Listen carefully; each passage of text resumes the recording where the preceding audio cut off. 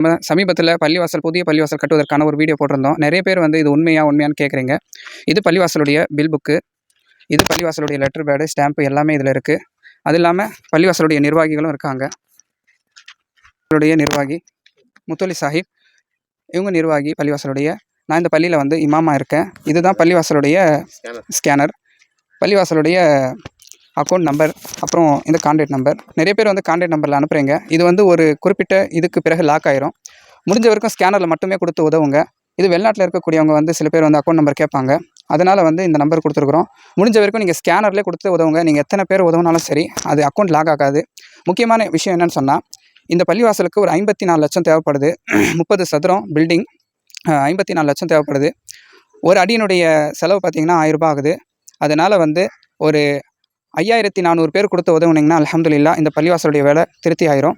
100 ரூபாவாக கொடுத்து உதவுனீங்கன்னா ஒரு 54,000 பேர் உதவுற மாதிரி இருக்கும். ஸ்கேனர்லேயே இன்ஷா அல்லாஹ் கொடுத்து உதவுங்க. அல்லாஹு தாலா இந்த ரமலானுடைய நாட்களில் நீங்கள் உதவக்கூடிய பிரதிபலனாக அல்லாஹு தாலா உங்கள் அனைவர்களுக்கும் நன்மையை தந்தருள்வானாக. ஆமீன்.